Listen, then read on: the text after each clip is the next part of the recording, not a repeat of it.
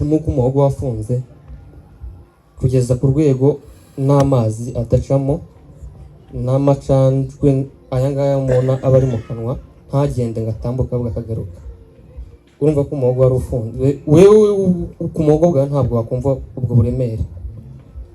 Nanjye ubwanjye ntabwo numvaga ko ufunze, nkereka nshizemo ikintu nyweye nk'amazi akagenda yagera akagaruka ubwayo. Ibyo birarenga, nambara sonda. Byari bigoye ko umuntu yambwira ngo nyereka sonda nkiyambaye, ariko ubu nyine ndayifite mu ntoki nshaka nabibereka, ahubwo ntabwo ntinye kuyibereka kuko ntabwo ntewe isoni n'ibintu naciyemo. Umuhogo uzafunguka ntabwo n'ubuvuzi mbashe kuba naharira cyangwa nahanywera. Bajya kuyinyambika ntabwo bigeze bambwira uko ikora, nanjye sinari nzi ko sonde zigira amoko menshi atandukanye. Hari sonde bambika zo mu mpyiko, oya hari n'ibindi bikoresho byayo bindi. Hari sonde bambika umurwayi w'impyiko, arizo bacisha ahangaha n'ahangaha zikazenguruka zikaba zikamuramo, sinzi ibintu zikamuramo uryamye amashashi ari ahangaha. Hakaba indi bakwambikamo hano mu mazuru yo kuriramo, nayo yenda ikagera mu nda, kuko abatabizi muno habamo inzira igenda igahura n'inzira y'umuhogo ikajya mu nda. Hakaba n'indi bambika abantu babaze cyane cyane mu nda badashoboye wenda kujya kwihagarika. Iyo nayambaye kabiri, niyo ngiye mu mazuru narayambaye. Aho ni nyinshi, hakaba n'izindi zo mu bihaha bambika abantu mu bihaha iyo umwuka urimo uratambuka hanze, ariko njyewe iyo nambaye ni iyi ngiyi. Usibye nanjye utari uzi uko ikora, namaze kumenya ko nayambaye nyine ndavuga ati nta kundi. Mu gihe ntegereje kubona ubuvuzi nziga kuyibana kandi nzayikoresha uko nshoboye. Muri aba ngaba nta n'umuzi ukuntu nayikoresha, usibye kusanga nayicometse gusa ndimo kuyiriramo. Ntawe uzi ngo yacomekwaga gute kuko igira amategeko yihariye ubwayo, abaganga batambwiye ako nyine naje kuvumbura.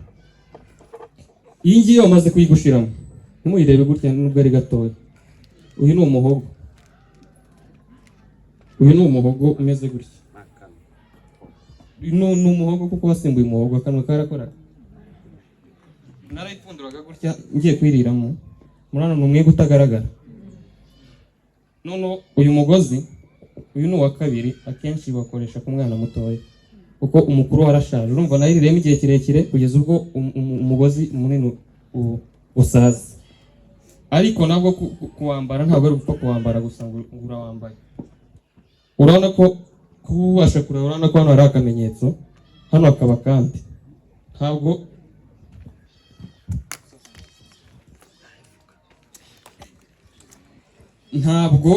ntabwo yicomeka gutya ngizajyemo, ntibyakunda. Nta nubwo wapompa ibiryo ngo bigende, ahubwo ubwayo uratunganya gutya ikabona kwinjira nk'inyeganyega, ntibe yanavamo yamaze kugeramo, kuko aka niko kaba kari mu mubiri, hasohoka aka ngaka gusa, aka kandi kaba kari hanze, aka kaba kari mu nda. Aka ngaka ureba nuko imbeba zirakubagana, imbeba yarayiriye, nasanze yayiriye.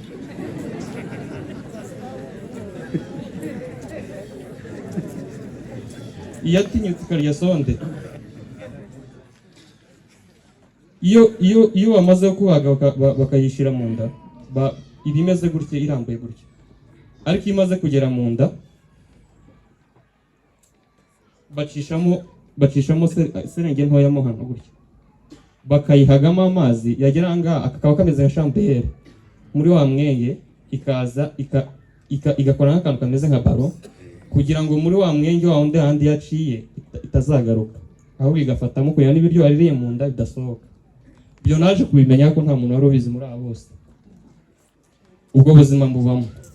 Noneho ndavuga nti ibiryo bica muri no sonde ntawe wabibona mu Rwanda hano, birahenze. Bashatse no kubitumizaho, kuzajya bitumizaho muri Arsera, babona ntibabivamo. Noneho ndavuga nti burya vitamini ntabwo irangirira ahangaha, ahubwo vitamini iyo igeze mu gifu nibwo igifu gikora ibyo gikora, kikohereza mu maraso. Ndavuga ati naraguze blender n'igufwa ndangushizemo n'igufwa yoresya noneho bagateka bamara guteka nkahita mu nkorera y'ibyanjye ndamenya uko mbigenza ku ruhande barazaga bakanareba n'uburyo mbigenza bikabacana namara nza gusanga burya kwa muganga nigeze kubona bashaka kuyiziburaho gatoya nyine banyereka uburyo bayiriramo gatoya gusa kuko bari barambwiye ko ari ya burundu nyine urumva no kuyinyambika barambwiye ngo bayambika umuntu wabona ugeze ku munota wa nyuma nta yandi mahitamo bafite yo kumukorera nta kindi kintu afite cyo kumukorera nkayagenda ngafata ibiryo yamaze guteka nkabishira muri blender namara ngiye nkabisya bikaba nk'igikoma ku rwego nta kantu na kamwe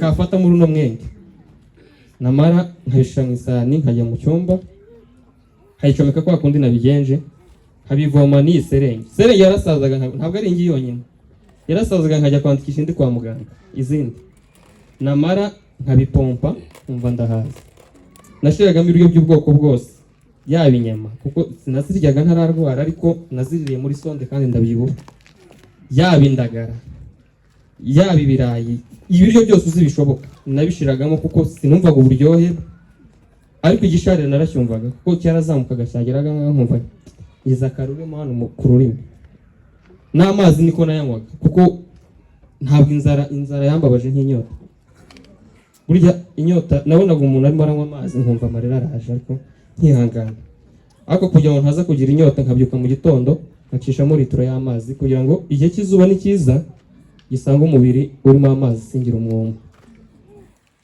nuko reka nihute ibindi ushaka amakuru azanyegere nzamubwira umunsi bateruye igitarangi cy'amashimwe nari nkiyambaye bigeze ku itariki 26 irangi yajyaga indya nkagira ngo ni ibisanzwe nkabihisha simbivuge kuko niyo nabivuga ntacyo byari gutanga ko ari gutera agahinda umubyeyi cyangwa se ababyeyi nta kintu bafite kubikora ngatuza kuko irakurya guhera mu gitondo kugeza nimugoroba bakuryana wasonza ikakurya ntiwaryama ntiwakwicara ushonje paka ubanza uyigaburire kuko urumva ituye mu gisebe kidakira ahantu yabaga yari umwenge upfumuye hano inyuma upfumura no mu gifu ikagenda ikageramo hariya noneho iyo igifu kirimo ibiryo kiraguka noneho cyasonza cyegerana kikayikurura nayo ikankururira mu gisebe nabo ndi hafi y'ahantu ntari bubone ibiryo nkavuga ati reka nshaka akantu ko kunywa naho ntagafite ubwo buribwe narabugiraga paka ngeze mu rugo ariko nkahora nizeye ko igihe kimwe kizagera bikarangira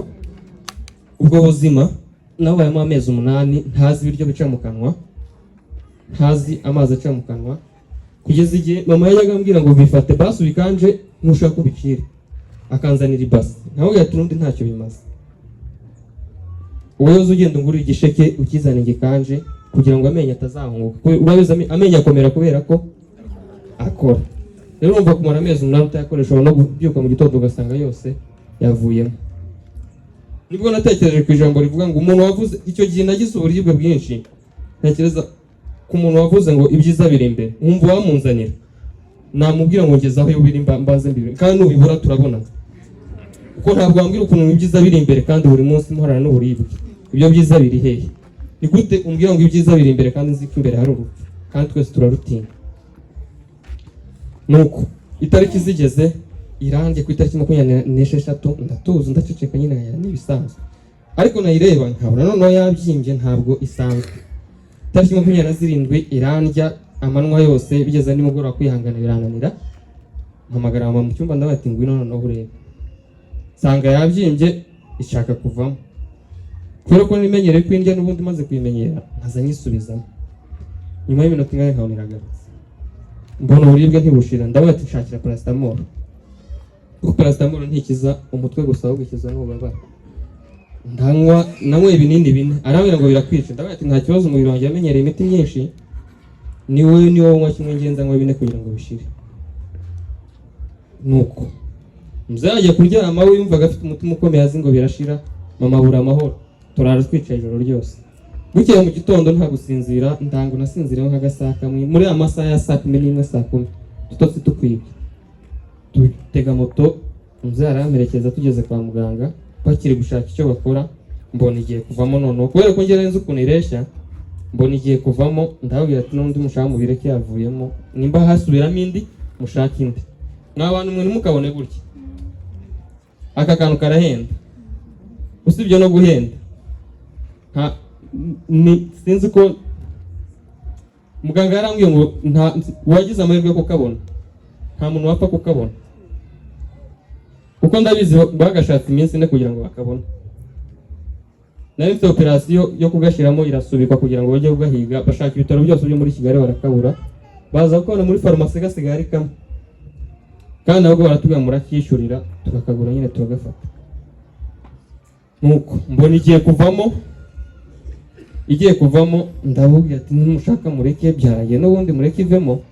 Cyo gihe nagize uburibwe n'ubundi nkaya mbona ruse ndataka bimarike ntacyo bitwaye, nimba ivamo ivemo, bazashiramo indi nta kibazo, umwenge uracyapfumuye kandi ni munini. Naje ntege ikiganza ndabereka ndati ngiye yavuyemo. Muganga agira ubwoba, hari icyo bita ku ibaro na bya bindi nakubwiye ngo banyuzamo ari ntuza bagahaga ino chambre ngo barebe nimba yongera kubyimba. Barayihaga irabyimba irongera irabyimbuka. Aravuga ati yangiritse ntabwo yasubiramo. Usibye ko n'ikintu uri kumbwira nabwo bwa mbere nkibonye ntabwo nagishobora. Babanyohereje Ngarama. Tugeze Ngarama mura n'umuganga arambwira ati rero nta musinziriza dufite, muganga utera ikinya wagusinzirize nkubage ndebe ko nahagufungira cyangwa se niba ngombwa ngushiremo inda. Usibye ko kuyibona biri bugore. Hari muri weekend arambwira ati woza nsanga Nyamata cyangwa niba bikunda uzajye Kanombe hose ndahakorera.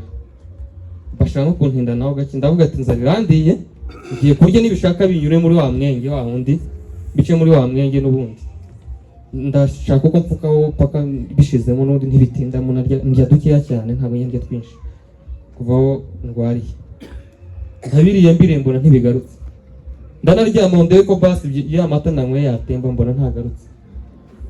Bankwisa ambulance, twagiye isaha imwe muzehe yararusha arasinzira, nge nicara nk'umurwaza ahubwo. Turagenda tugezeyo, ava mu modoka ajya gufata nimero, ngiye nsigara mu modoka muri ambulance. Umuganga aza yirukanka azi ngo bazanye indembe, agezemo arabaze ngo umurwayi ninde, ndabaye ni ngewe. Urone ngo newe urwaye ngo ni ngewe, newe wavuyemo amara, ndabaye amara yande, ndabaye amara ngiye navuyemo amara, ngiye navuyemo sonde yanjye ko sinavuyemo amara, nanjye ni mazima.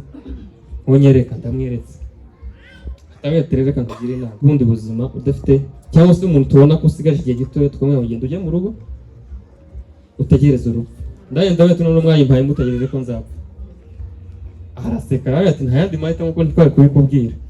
Aravuga ati inama nakugira iyi irahenda, kuyibona birahenda, kukongera kandi kukubaga ngo bayishyiremo ni ibindi, kandi urabona warabazwe ndabarayisatuye ni inkovu. Inama nakugira niba ubasha kunywa amata ukanywa igikoma, genda ubane ibyo ngibyo uzabeho gutyo. Sinamubwira ko mbasha no kurya n'inyama y'inkoko ahubwo nsigaye nyirya gake gake. Nuko arambwira ati tugiye guha ibitaro iminsi 3 dutegereje umuganga wenda uzakubaga, umwanzuro ni uwabo.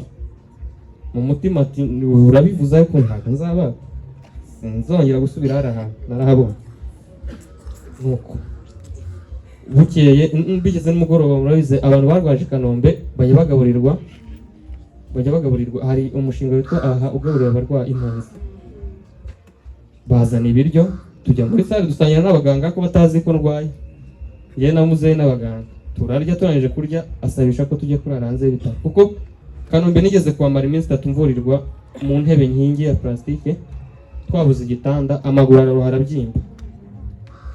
Ndavuga ati ntabwo nakongera kurara mu bitaro kandi numva ngiye nkomeye. Turagenda ansiga aho nagomba kuryama, ajya kuryama ahandi. Bukeye mu gitondo ngiye koga, ngiye kwa muganga, sanga wa mwenge wonyine yari irimo aba ari ikizeru. Wagiye uriyegeranya wonyine, urangije urema ibintu bimeze nk'ibinure, urahafatanya wonyine urahapfuka.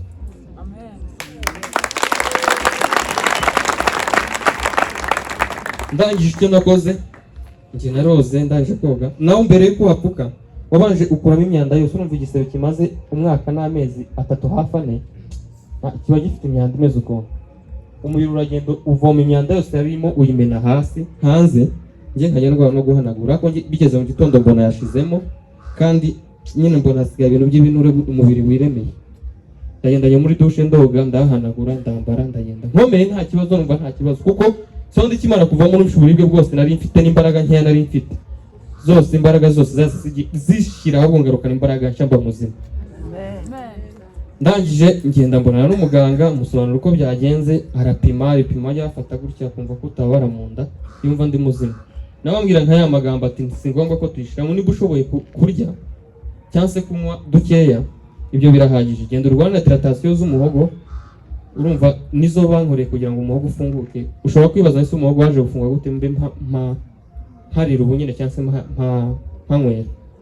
Ni bankoreye dilatation z'umuhogo, amaze kunkora 43 kwa gatatu bankoreye 43, kandi umunsi umwe aba ari hagati ya 150 n'ibihumbi 380. Iyo facture se ndasohoka, iyo sose ndeba kuri facture umunsi umwe gusa, nkibaza se iyo tutaza kugira hasi nari kureba kuri amafaranga yose. Maze umwaka nivuriza Faisal, amasinzira umunota umwe, nawo umaze amasaha usinziriye n'umunani, kuko iyo kitarana kuvamo kiza kigusindisha kirakinya, kiragusindisha ukamera nk'umuntu wasinze, ku buryo umuntu akubonye mu muhanda kugira ngo ware nko mu kabari.